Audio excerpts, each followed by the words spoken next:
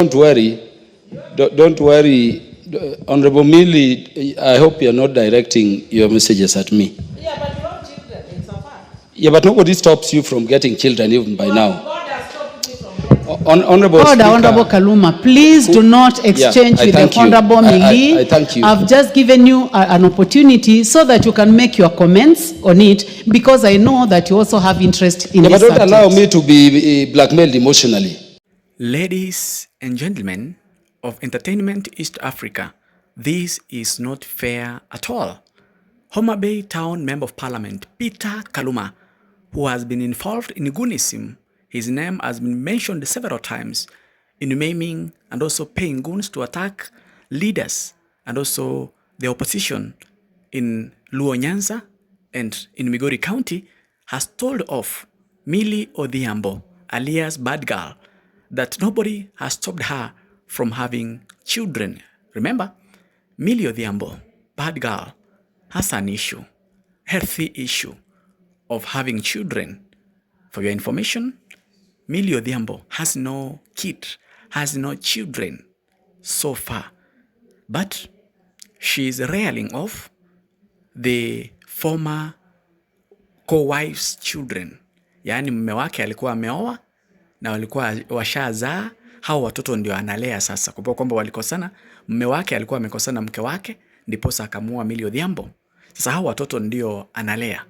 Lakini katika bunge la kitaifa la Kenya, kuna vile ambavyo Peter Kaluma alimwambia Millie Odhiambo, jambo ambalo hata halikumfurahisha spika wa bunge. Jambo ambalo hata halikumfurahisha na kuwafurahisha wabunge wengine, kwamba hamna mtu ambaye amemkataza kutozaa watoto. Najua wanasema kwamba uzazi ungalipo. Usimtusi mkunga ilhali uzazi ungalipo. Usije ukamtusi kwa sababu hujui utazaa lini. Haujui, uzazi bado unaendelea, so hakumwambia vizuri. Ningependa tusikilize mazungumzo yao, vile ambavyo alimwambia Millie Odhiambo na vile ambavyo Millie Odhiambo alimjibu. Yeah, let me address the issue, Honorable Speaker. Honorable Speaker, thank you for giving me this opportunity, because it has been mentioned that there were deliberate efforts to delay this bill, particularly at winnowing, which you remember, Honorable Speaker, as a member of the House, I'm the one who requested for. And Honorable Speaker, I don't know whether it was you who was presiding by that time, but I know it was not the substantive Speaker. Honorable Speaker, I was personally concerned at what happens in terms of our procedures in Parliament when a matter goes for winnowing.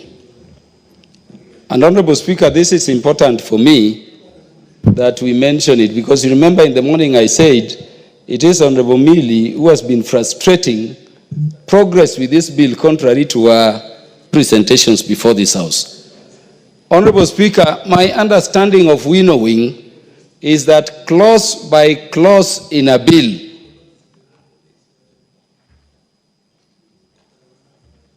when you go for winnowing under the standing orders, Honorable Speaker, the members proposing amendments clause by clause on a bill state what their positions are and seek to agree. And that is why it is called harmonization. Honorable Speaker, that is not what happened before this committee. And I'm saying this so that proper directions and perspective can be made. We went for winnowing, Honorable Speaker, and I remember Honorable Millie was there, I was there, Honorable Irene Mayaka was there, Honorable Shakil proposed amendments. And we went for winnowing, and what I was told is that, Kaluma, your amendments will be dealt with later. I protested, but they insisted, so it was not winnowing. The only time, Honorable Speaker, I was allowed to speak during winnowing was the day the Speaker called a members' informal sitting here. And Honorable Millie delayed coming for that meeting by over 1 hour. So that when Honorable Millie came, we had sat there waiting for her for a whole hour. When she came, we were rushing also to this house for the Kamkunji.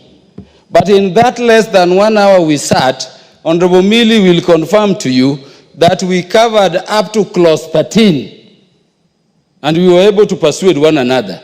And I hope that will not be denied. And we left the committee, Honorable Speaker, saying that the following Tuesday we were to meet.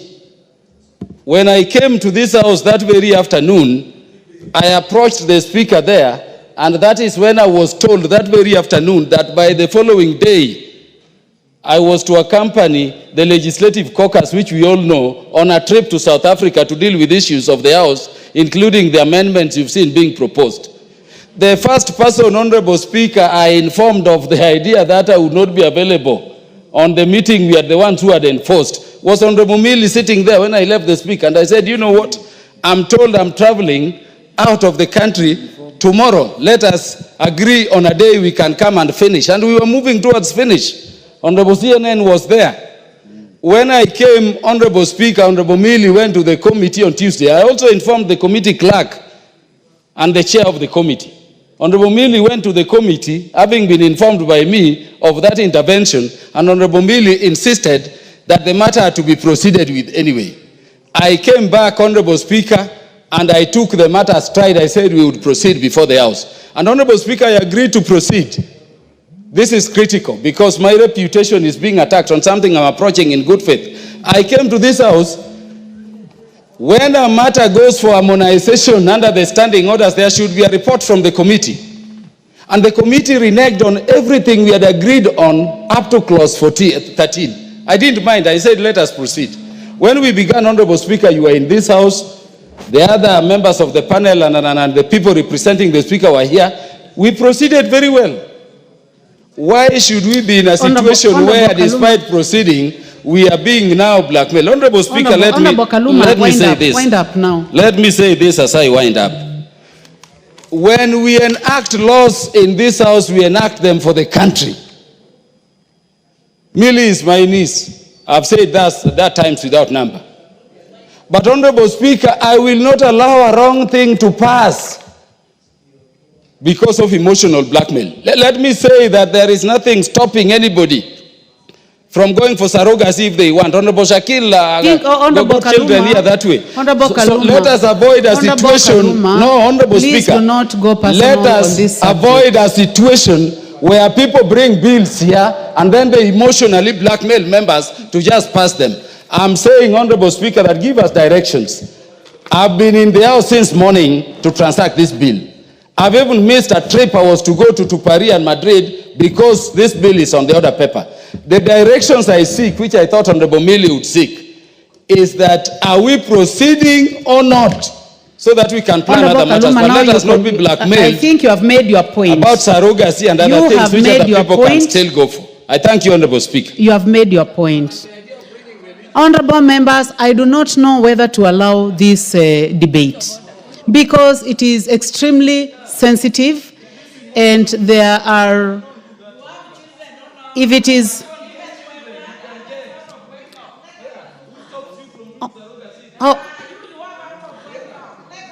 order Honorable Millie and Honorable Kaluma. Honorable Kaluma, order Honorable Kaluma. Honorable Kaluma, I'll focus on you, I'll not focus on Millie. Honorable Kaluma, assist us to stop this, please. Honorable members, I will not allow any further comment on this. And this is... Honorable members, the Honorable Millie Odhiambo, the Honorable... Order, Millie. Order, Honorable Millie. Order, Millie.